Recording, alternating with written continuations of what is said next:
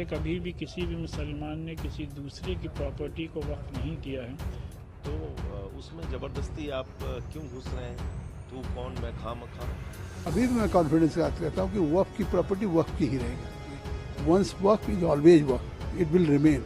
और इस वक्फ की प्रॉपर्टी सरकार बिल्कुल नहीं लेगी। देखिए, आज मौलाना खालिद रशीद फिरंगी महली साहब से जो वक्फ बोर्ड का बिल है उसके बारे में बातचीत करने के लिए आया था, और तमाम संस्थाओं से हम लोग मिल रहे हैं, क्योंकि मैं जेपीसी का मेंबर भी हूं। वक्फ बोर्ड की जो बिल के लिए बनाई गई है, अब इसमें कुछ बुनियादी तौर पे ऐसी बातें हैं जिसके बारे में चर्चा करना जरूरी है।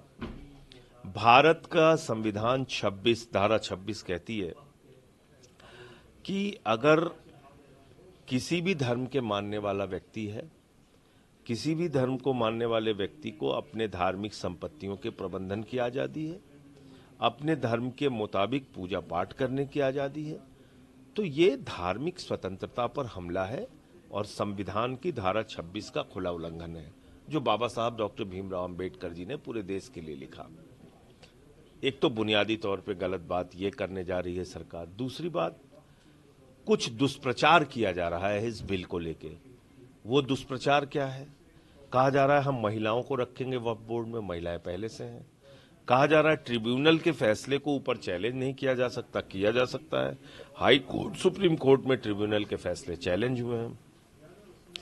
इसमें नॉन मुस्लिम को रखने की बात कही जा रही है, जबकि कई राज्यों में धार्मिक संस्थाओं के लिए बाकायदा कानून बना हुआ है कि इसमें सिर्फ हिंदू धर्म के लोग ही रहेंगे।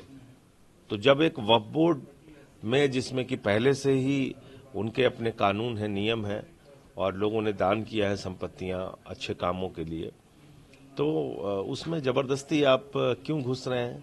तू कौन मैं खामखा? क्या मतलब है आपका?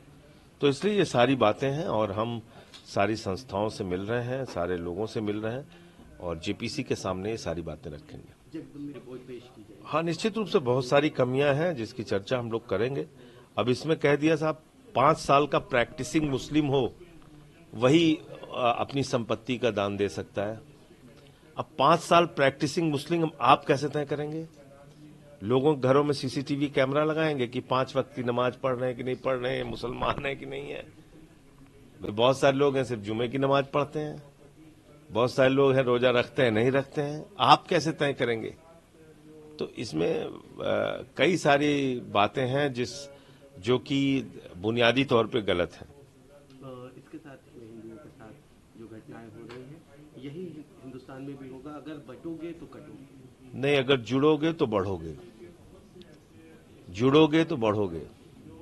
हिंदुस्तान इसी में यकीन रखता है। हम गांधी को मानने वाले देश हैं, हम गौतम बुद्ध को मानने वाले देश हैं, हम अहिंसा के सिद्धांतों को मानने वाले देश हैं। पूरी दुनिया में आज बापू की पूजा होती है। राष्ट्रपिता महात्मा गांधी की स्टैचू के सामने प्रधानमंत्री को भी नतमस्तक होना पड़ता है। तो हमारी पहचान दुनिया में क्या है? हमारी पहचान है गांधी से, हमारी पहचान है अहिंसा से, हमारी पहचान है प्रेम से, हमारी पहचान है भाईचारे से। असल में वक्त अमेंडमेंट बिल जो प्रपोज्ड है, उस सिलसिले में जो गवर्नमेंट ने पार्लियामेंट में जेपीसी बनाई है, उसके जो चेयरमैन हैं जगदम्बिका पाल साहब, वो कल तशरीफ़ लाए थे। आज उसके मेंबर जनाब संजय सिंह साहब तशरीफ़ लाए हैं, और इन तमाम लीडर्स के सामने हम लोग यही बात रख रहे हैं कि हमारे बुजुर्गों ने अपनी ज़ाती पर्सनल प्रॉपर्टी को अल्लाह की राह में वक्फ किया है, जिससे कि उनको इस दुनिया में भी और उसके बाद भी उसका सवाब मिले और उसका फ़ायदा आम इंसानों को मिले। हमने कभी भी किसी भी मुसलमान ने किसी दूसरे की प्रॉपर्टी को वक्फ नहीं किया है। तो इस सिलसिले में जो नए नए अमेंडमेंट्स आ रहे हैं, उसमें बहुत सी ऐसी बातें हैं जो कि ऑब्जेक्शनेबल हैं, जिससे कि लोगों का यह मानना है, लीगल एक्सपर्ट्स का यह मानना है कि उससे वक्फ प्रॉपर्टीज़ को नुकसान पहुंचने वाला है। मिसाल के तौर पर जो over riding powers district magistrate को दिए जा रहे हैं, इसी तरीके से जो वक्फ बोर्ड को एक अभी जो डेमोक्रेटिकली इलेक्टेड वक्फ बोर्ड होता है उसको जो एक सेलेक्टेड और अपॉइंटेड वक्फ बोर्ड बनाया जा रहा है, फिर नॉन मुस्लिम मेंबर्स की जो तादाद बढ़ाई जा रही है, ये तमाम वो बातें हैं जो कि आगे चल कर के वक्फ प्रॉपर्टीज़ के लिए फ़ायदेमंद नहीं बल्कि नुकसानदेह होने वाली हैं। कल जगदम्बिका जी ने उस सत्र के समय पे इसको पेश किया जाए। हाँ, नहीं, अच्छी बात है कि जो ये जेपीसी बनाई गई है इसके चेयरमैन साहब और मेंबर्स भी जितने भी स्टेक होल्डर्स हैं उनकी बातें सुन रहे हैं, उनकी बातों को संजीदगी से ले रहे हैं, और यही किसी भी डेमोक्रेसी में कोई भी एक फाइनल डिसीजन पे पहुंचने के लिए तरीका होता है। तो लिहाजा ये जो तरीका अपनाया गया है ये अच्छा तरीका है, बेहतर है, और हम लोगों को ये उम्मीद है कि कोई भी ऐसा नया कानून नहीं बने जिससे कि वक्फ को कोई ख़तरा या उसके लिए कोई नुकसानदेह हो। देखिए, आपको पता है कि एक जेपीसी बनाई गई है जो हमारे वक्फ अमेंडमेंट एक्ट 2024 के, और वो जेपीसी को रेफ़र किया है मरकज़ी हुकूमत ने या केंद्र सरकार ने, इसलिए कि आज जो सरकार ने एक बिल लेकर के आई है कि वक्फ की प्रॉपर्टी का एक बेहतर एडमिनिस्ट्रेशन हो सके, और जिस पर्पज़ से आदमी डेडिकेट करता है कि उसका लाभ, उसका फ़ायदा गरीबों को, बहनों को, अल्पसंख्यक लोगों को एजुकेशन के लिए, हेल्थ के लिए या आम पसमानदा को मिल सके, तो उसके लिए है। और उसमें अमेंडमेंट्स हुए हैं, उसको लेकर के जॉइंट पार्लियामेंट्री कमेटी का गठन हुआ जिसमें 31 मेंबर ऑफ पार्लियामेंट्स हैं, सभी पार्टियों की नुमाइंदगी है।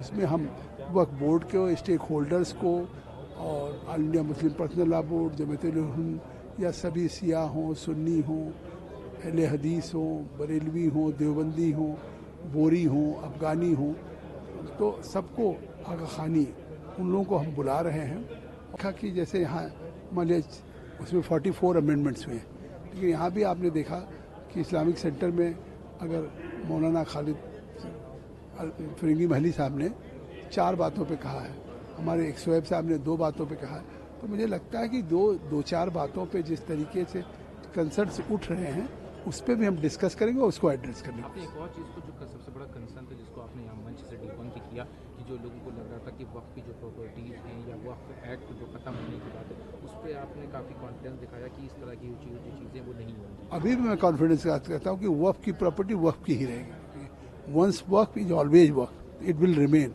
और इस वक्फ की प्रॉपर्टी सरकार बिल्कुल नहीं लेगी, ना है इसमें न कोई दखल करेगी। इस वक्फ की प्रॉपर्टी को उस वक्फ बोर्ड के ही माध्यम से होगा। इसमें जैसे एक कस्टोडियन होता है कि कहीं भी लैंड के रेवेन्यू के कोई अगर होता तो उसका एक कस्टोडियन कौन होता है? डिस्ट्रिक्ट मजिस्ट्रेट होता है। तो अभी जो है उसके साथ साथ एक डिस्ट्रिक्ट मजिस्ट्रेट को भी जोड़ा गया है, क्योंकि सारे लैंड कीपिंग का, रिकॉर्ड्स का रखने का, बंदोबस्त करने का काम उसका है। तो इस तरह की चीज़ों का अमेंडमेंट किया है बेहतरी के लिए।